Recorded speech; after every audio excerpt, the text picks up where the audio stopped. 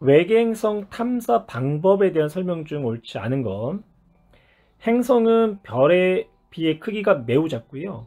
또 스스로 빛을 내지 않기 때문에 매우 어둡지요. 그래서 외계행성을 직접적으로 관측하는 것은 매우 어려워요. 그래서 외계행성은 주로 이제 별을 이용한 간접적인 방법으로 탐사를 하게 되는 거죠.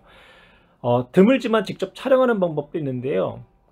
이때는 이 외계 행성이 지구로부터 비교적 가까운 경우 가능하고요. 그리고 중심별이 너무 밝기 때문에 중심별을 가리고 중심별에서 반사된 빛을, 행성에 반사된 빛을 촬영하거나, 혹은 행성 자체가 이제 복사 에너지를 방출하거든요. 그래서 행성 자체에서 방출하는 복사 에너지를 관측을 통해 가지고 행성의 존재를 확인할 수가 있는 거죠. 간접적인 방법에는 시선 속도 변화, 식현상, 미세 중력 렌즈 현상이 있는데요. 시선 속도 변화는 이 중심별하고 행성이 공통 질량을 중심으로 공전을 할 때 가능해요. 그래서 이제 이때는 도플러 효과를 이용하는데, 소리나 빛은요, 그러니까 관측자의 시선 방향에 가까워지면 파장이 짧아지고, 시선 방향으로부터 멀어지면 파장이 길어지죠. 그래서 청색편이 적색편이라는 편을 써요. 그래서 이 중심별의 스펙트럼의 이제 흡수선의 파장의 변화를 통해서 행성의 존재를 확인할 수 있는 거죠. 현상은 일식과 월식을 생각하면 되는데요.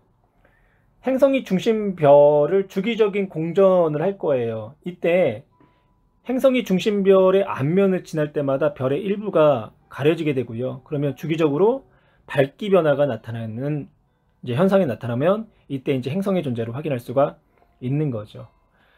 미세중력 렌즈 현상은요, 이 두 개의 이 별이 같은 시선 방향에 놓여 있어야 되고요. 앞쪽의 별은 뒤쪽의 별을 가리겠지만 질량에 의해서 공간이 왜곡이 되죠. 그러면 앞에 있는 별이 뒤쪽에 있는 별빛을 모아주는 볼록 렌즈 역할을 하게 돼요. 그래서 별의 이제 중력에 의해서 미세하게 뒤쪽 별이 굴절돼서 이제 들어오게 되는데요.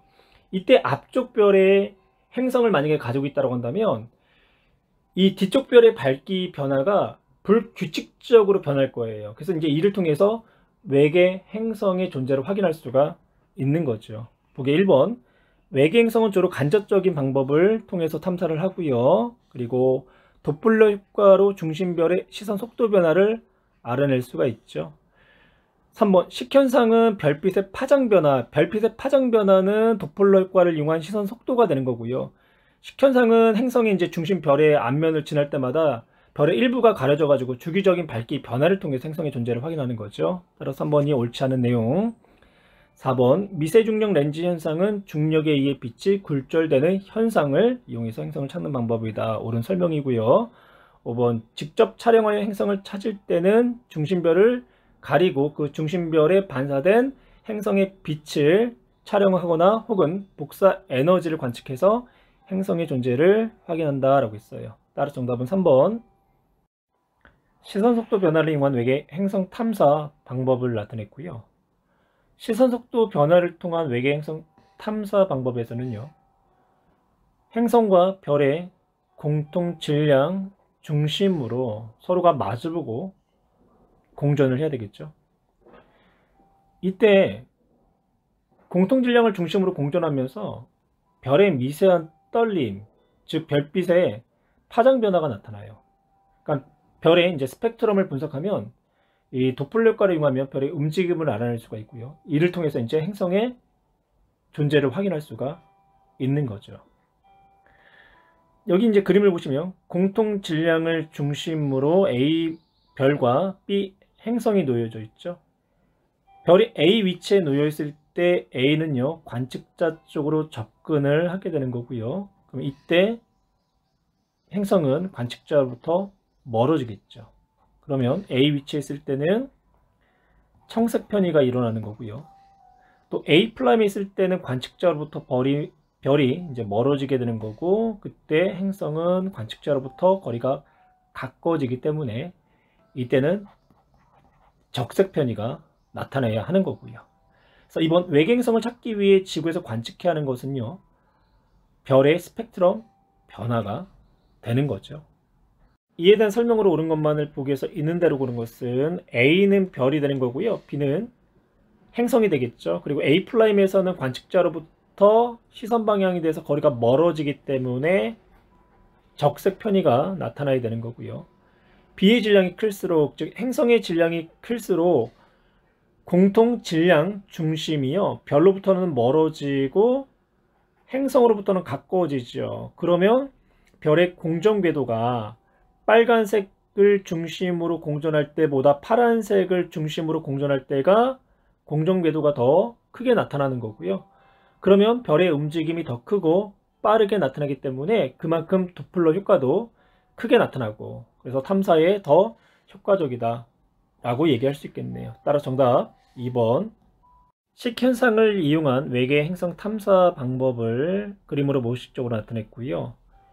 행성이 별을 중심으로 반시계 방향으로 공전을 하고 있는 모습이고요.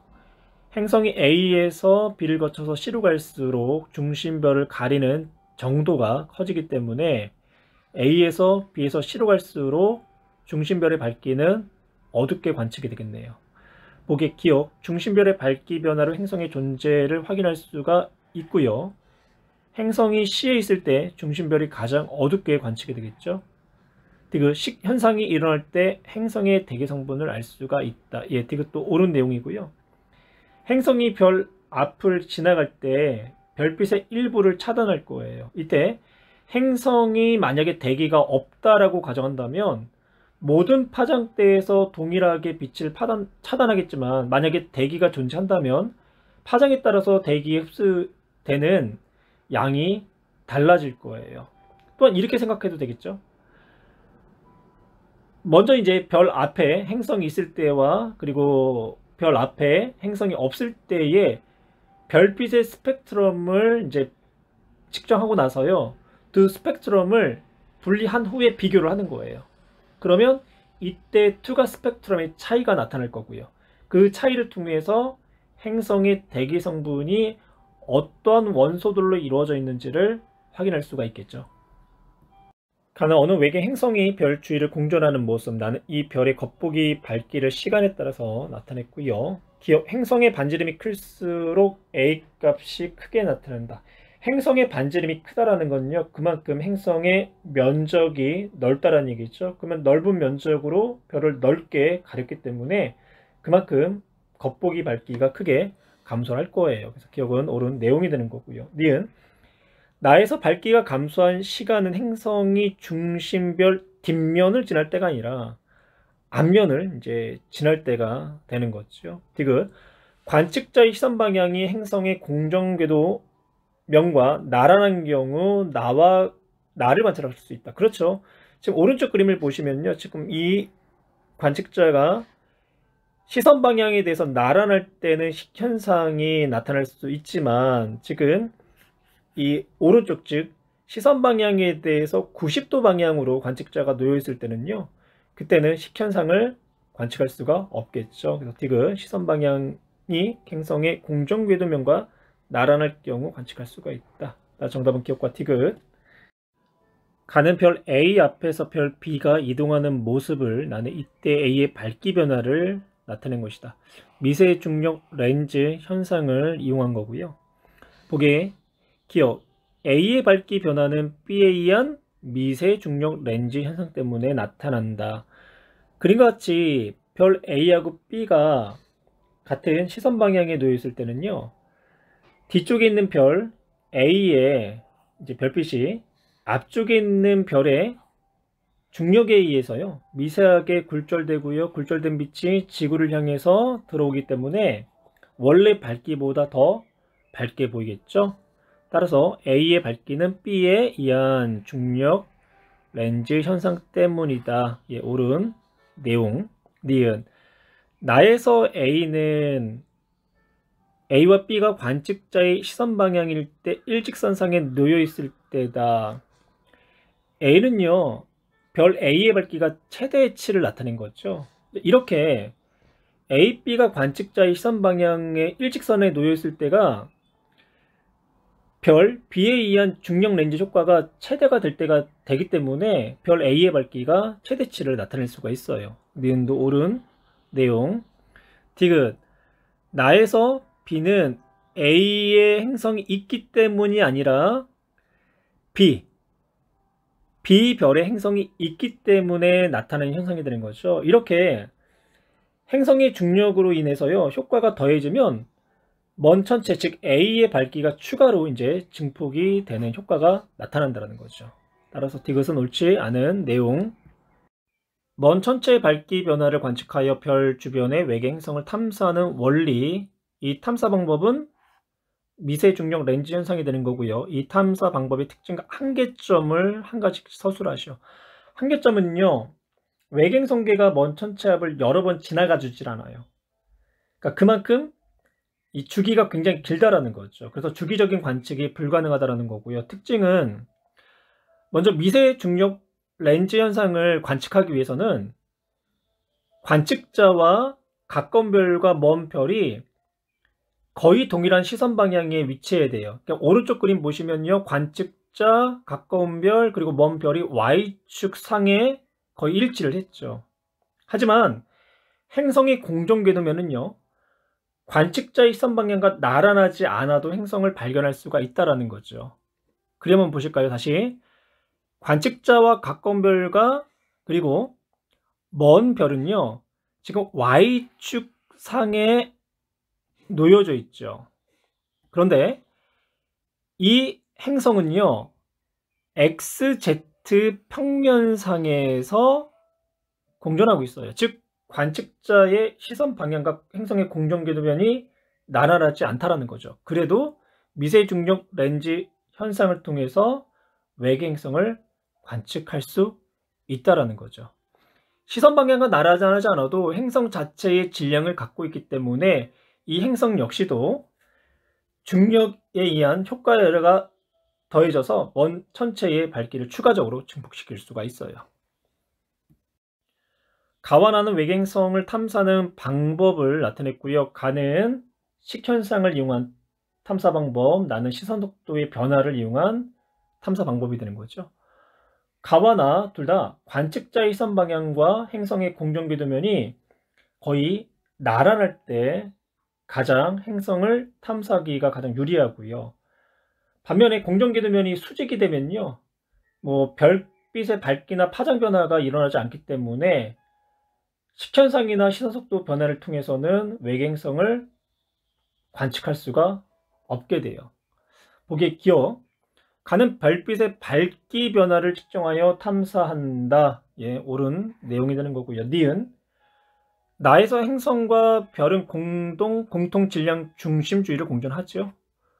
디귿, 나와가 모두 관측자의 시선 방향과 행성의 공전 궤도면이 일치할 때 가장 관측하기가 유리한 거고요. 수직일 때는 관측할 수가 없어요. 정답 기억과 니은. 케플러 우주 만환경에 대한 설명이고요. 케플러 우주 만환경에 대한 설명을 하기 전에 우리가 왜 외계 행성을 탐사를 하는가라는 그 목적에 대해서 한번 생각을 해볼 필요가 있어요. 태양계의 형성 과정에 대한 단서를 제공받을 수도 있고요. 또한 지적인 생명체를 발견할 수도 있겠죠. 또한 우주로 활동 영역을 넓힐 수 있는 그런 이제 이유가 외계 행성계를 탐사하는 목적이 될 거예요. 그 목적을 가지고 역시 케플러 우주 망원경을 제작을 했고요. 그리고 태양이 아닌 다른 항성 주위를 공전하는 지구형 행성을 찾기 위해 케플러 우주 망원경을 개발했대요. 그럼 왜 지구형 행성을 찾냐 이거죠. 지구는 살아있는 생명체가 있죠. 인간뿐만 아니라 다양한, 그러면 지구 행성에는 지구처럼 살아있는 생명체들이 있을 가능성이 클 거예요. 이 망원경은 외계 행성에 의해 중심별의 밝기가 감소하는 것을 감지하는 광도계를 갖추고 있다. 2009년에 발사되어 현재까지 수천 개의 외계 행성을 발견하였다. 보기 기억. 기억은 지구 행성이 목성 행성에 비해 생명체가 존재할 가능성이 더 크기 때문인 거고요. 니은 케플러 우주 망원경은 별의 시선 속도 변화를 이용하여 외계 행성을 찾는다. 이런 문장이 있었죠. 망원경은 외계 행성에 의해 중심별의 밝기가 감소하는 것을 감지하는 광두개를 갖추고 있다. 어떤 내용인가요? 식현상을 이용해서 외계 행성을 탐사하는 방법이 되는 거죠. 그래서 니은 옳지 않은 내용이 되는 거고요. 디귿 케플러 우주 망원경은 발견된 외계 행성의 공정 궤도면은 대부분 관측자의 시선 방향과 거의 나란해야 된다. 식현상을 통해서 외계 행성을 탐사할 때는요, 공정 궤도면, 행성의 공정 궤도면이 관측자의 시선 방향과 나란할 때 관측하기가 유리한 거죠. 따라서 정답 기억과 디귿. 그림 가는 연도별로 발견된 외계 행성의 질량 분포를 나눈 연도별로 탐사 방법에 따라 발견된 외계 행성 수를 나타낸 것이다. 가를 보시면요, 목성의 상대적 질량이 1이 되는 거고요. 최근으로 올수록 목성보다 질량이 작은 행성들이 많이 발견이 되고 있죠. 나를 보시면 최근에 들어서 식현상을 통해서 발견되는 외계 행성의 수가 많아지고 있고요. 이는 2009년도에 이 식현상을 통해서 외계 행성을 탐사할 목적으로 발사한 우주 망원경 있죠. 케플러 우주 망원경. 그래서 케플러 우주 망원경이 식현상을 통해서 외계 행성들을 많이 발견하고 있기 때문에 최근에 들어서 식현상을 통한 행성의 발견 수가 많아지게 된 거고요. 보기 이에 대한 설명으로 옳은 것만을 보기에서 있는 대로 고른 것은 가에서 시간이 지날수록 목성보다 질량이 작은 외계 행성을 발견하는 비율이 대체적으로 증가를 하고 있다. 시간이 지날수록 관측하는 기술이 발달하는 거죠. 그렇게 되니까 목성보다 질량이 작은 행성들, 즉 작은 행성들도 발견할 수 있게 되었던 거고요. 니은 나에서 식현상을 이용하여 발견한 외계 행성의 비율이 가장 많이 그렇죠, 증가하고 있고요. 디귿 최근 외계 행성의 발견이 급격하게 늘어난 것은 허블 우주 망원경이 아니라 케플러 우주 망원경의 영향이라고 볼 수가 있는 거고요. 따라서 정답은 3번. 생명 가능 지대를 결정하는 가장 중요한 기준, 1번에서 5번까지 다 중요한 기준이 될 수 있는데요. 가장 중요한 기준은 지구 생명체를 기준으로 할 때는요, 생명 현상이 지속되기 위해서는 반드시 액체 상태의 물이 필요하죠. 극한 환경인 지구에는 남극주차에서도 미생물들이 얼음 사이에 녹아있는 물을 이용해서 살아가고 있어요. 따라서 액체 상태의 물의 존재가 되는 거고요. 좀 더 이제 이야기한다면 액체 상태의 물은 어떤 특징을 갖고 있냐면 좋은 용매로 사용되어 있죠. 그리고 다양한 물질을 녹일 수 있고요. 또한 비열이 크기 때문에 급격한 온도 변화를 막아주고, 그래서 생명체가 탄생하고 진화하는데 필요한 환경을 제공해 줄 수 있어요. 별의 질량에 따른 생명 가능 지대를 그림으로 나타냈고요. 그림을 보시면 별의 질량, 주결성에 해당하는 질량이 크면 클수록 생명 가능 지대가 별로부터 멀어지고 있고요. 그리고 폭도 넓어지고 있어요.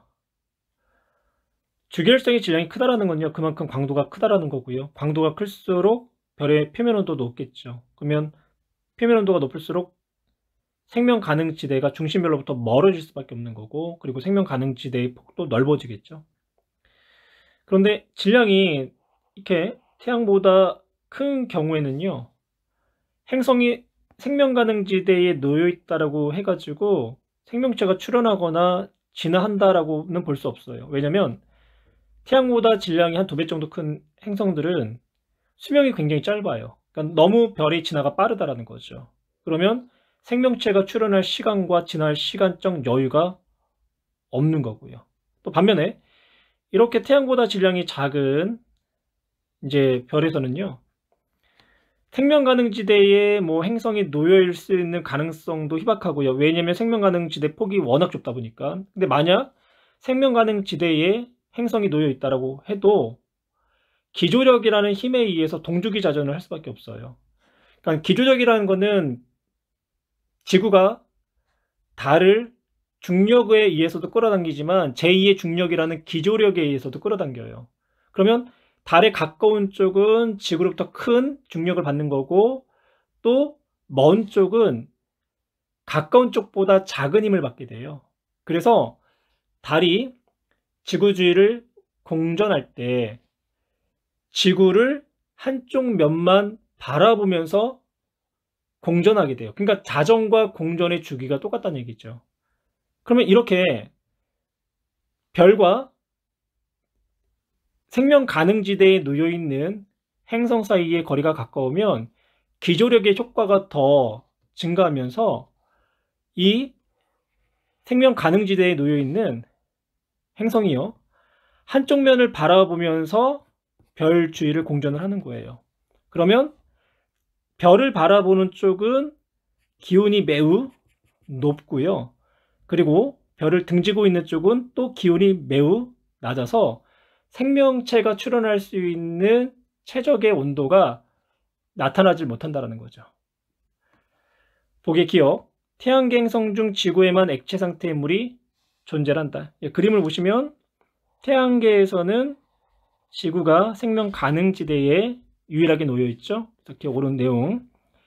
별의 광도가 증가하면 생명 가능지대의 거리는 별에서부터 멀어지고 있고 폭도 넓어지고 있고, 그 태양의 질량이 현재 2배라면 금성에서 물이 액체 상태가 아니라, 금성의 위치는 지금 여기잖아요. 그러면 기체 상태로 존재를 해야 되겠죠. 따라서 정답은 기억과 니은. 표는 주기율성 A, B, C의 질량, 그리고 생명 가능지대의 범위, 그리고 생명 가능지대에 위치한 행성의 공전 궤도 반지름을 나타냈고요. 태양의 상대 질량을 1로 놨고요. B가 태양보다 약간 크지요. 생명 가능지대는 1.2에서 2.0이 되는 거고, 생명 가능지대의 폭이 0.8이 되는 거고요. A는 생명 가능지대가 0.3에서 0.5, 폭이 0.2가 되는 거고 거리가 가깝죠. 그러면 A별은 질량이 1.2 미만이 되는 거고요. 그리고 C는 태양보다 질량이 2배가 크네요. 그래서 생명 가능지대의 거리도 B보다 멀어야 되겠고요. 그리고 폭 자체도 8.0보다는 커야 될 거예요. 기억, A의 질량은 1.2보다 큰 게 아니라 작아야 하고요. 별의 표면 온도는 A가 B보다 높다. 별의 표면 온도는요, 질량이 클수록 온도가 높죠. 왜냐하면 중심부의 온도가 질량이 큰 주기율성 별일수록 높을 거예요. 핵융합 반응을 빠르게 하잖아요. 그래서 별의 표면 온도는 질량이 큰 B가 A보다 높다라고 얘기를 해야 되겠네요. 그 생명 가능 지대의 폭은 질량이 큰 C가 B보다 역시 넓어야 하고요. 따라서 정답 2번. 가와 나는 태양과 별 S의 생명 가능 지대를 나타냈는데요. 생명 가능 지대까지의 거리는요, 태양이 별 S보다 더 멀지요. 그리고 폭 역시 태양이 별 S보다 넓고요. 따라서 질량은 태양이 별 S보다 크다라고 표현을 해야 되겠네요. 보기의 기억, 별 S는 태양보다 질량이 작고요. 옳은 내용. 행성 A에는 물이 기체 상태로 존재할 것이다. 생명 가능지대보다 거리가 멀기 때문에 기체가 아니라 얼음 상태, 고체 상태로 존재할 수밖에 없고, 디귿, 가는 나보다 액체 상태의 물이 존재할 수 있는 영역의 폭, 그렇죠? 태양이 별 S보다 폭이 넓어야 되겠죠. 그래서 좁다라고 했으니까 옳지 않은 내용. 따라서 정답은 1번. 행성에 생명체가 존재하기 위한 조건으로 옳은 것은 행성의 표면의 온도가 높아야 한다. 행성 표면의 온도가 높으면 물이 증발하기 때문에 기체 상태로 물이 존재하는 거고요. 또 행성의 표면의 온도가 또 낮으면 물이 얼어가지고 고체 상태의 물로 존재하겠죠. 그래서 행성의 생명체가 존재하기 위해서는 액체 상태의 물이 존재하기 때문에 행성의 표면 온도가 적당해야 돼요. 따라서 1번과 4번에 대한 내용은요, 옳지 않고요. 그 다음 2번, 중심별의 진화 속도가 빨라야 된다. 행성의 생명체가 존재하기 위해서는 우선은 생명 가능 지대에 놓여져 있어야 되고요. 또 충분히 오랜 시간 머물러야 돼요. 왜냐하면 생명체가 출현하고 또한 진화한 데는 그만큼 오랜 시간이 필요하기 때문에 그렇죠. 근데 중심별이 진화 속도가 빠르면 생명체가 출현하고 진화하기 어렵겠고요. 3번 자전축의 경사. 자전축의 경사가 의미하는 것은 계절을 이야기하는 거죠. 그래서 자전축의 경사가 자주 변한다는 것은 계절의 변화가 극심하다. 그럼 이렇게 계절의 변화가 극심하다는 건 온도 변화가 크게 일어난다는 얘기잖아요. 그러면 생명체가 존재하기가 어렵고요. 5번 적절한 두께와 조성의 대기가 있어야 된다. 정답은 5번이 되는 거고, 대기는 이제 우주에서 오는 이제 생명체의 이제 해로운 이제 자외선 같은 것도 차단을 해주고요. 또 대기 두께가 적절해야지만 온실 효과를 일으킬 수가 있어요. 그래서 행성의 온도를 알맞게 유지시킬 수가 있고, 또한 낮과 밤의 온도차를 줄여서 생명체가 살 수 있는 환경 또한 만들어줄 수가 있는 거죠. 17번 태양계에서 지구에만 유일하게 생명체가 존재하는 까닭을 세 가지만 서술하시오. 뭐 첫 번째, 태양에서 적당한 거리에 위치해 있기 때문에 뭐 액체 상태의 물이 존재를 하고요. 또 적정한 또 대기가 존재를 하지요. 그리고 자전축이 기울어졌기 때문에 계절 변화도 있고, 또 자기장에 의해서 우주 방사선을 또한 차단하기도 하고요. 뭐 여러 가지 이제 이유들이 이제 있죠. 그래서 또한 뭐 더 얘기한다면 그 위성인 달이 이제 존재하기 때문에 행성의 자전축이 안정적으로 유지가 될 수 있는 거고, 또 뭐 행성의 크기와 이제 표면의 이제 성질 또 이야기할 수 있는 거고요. 그림은 H활도의 주계율성이 질량과 수명을 나타내는데요. 질량이 큰 별일수록 표면 온도가 크고요. 그리고 광도도 크네요. 대신 수명은 짧지요. 기억, 별의 광도가 클수록 수명은 짧아진다. 옳은 설명이고요. 니은, 프론키오는 태양 정도의 질량을 나타내고 있고요. 스피카는 질량이 매우 크지요. 그래서 니은, 프론키온의 생명 가능지대의 거리는 스피카의 생명 가능지대보다 별의 크기가 작기 때문에 더 가깝겠죠. 또한 생명 가능지대의 폭도 스피카보다 좁을 거고요. 그래서 니은은 옳은 내용. 그 별의 질량이 매우 크면 행성의 낮과 밤의 변화가 없어져. 무슨 이야기인가요? 낮과 밤의 변화가 없다라는 거는요, 동축이 자전을 한다라는 거예요. 즉 기조력의 영향을 더 크게 받는다라는 거죠. 그러면 그만큼 별과 거리가 어떻다? 가까워야 된다. 그래서 별의 질량이 매우 크면이 아니라 별의 질량이 매우 작으면이라고 표현을 해야 되겠네요. 따라서 정답은 기억과 니은. 외계 생명체 탐사 활동과 의에 대한 설명 중 옳지 않은 것. 외계 생명체 탐사 방법은요, 태양계 내와 태양계 밖에 생명체 탐사 방법이 있고요. 1번 별의 탐서정을 보내어 탐사한다. 태양계 내의 외계 생명체를 탐사하기 위해서는 항성, 즉 태양이 아닌 태양계의 행성이나 위성의 탐사정을 보내서 탐사를 해야 되는 거고요. 따라서 1번이 옳지 않은 내용. 2번 지구의 극한 환경에 사는 생명체를 연구한다. 지구의 극한 환경에 사는 생명체 연구를 하게 되면요, 생명체가 생존할 수 있는 조건들을 알 수가 있어요. 3번 지구에 떨어진 운석을 분석하여 간접적으로 연구를 한다. 그렇죠. 지구에 떨어진 운석을 분석하면 간접적으로 외계 생명체의 존재의 유무를 확인할 수가 있는 거고요. 4번 우주만원경을 이용하여 생명 가능지대에 속한 외계 행성을 찾는다. 예, 그렇죠.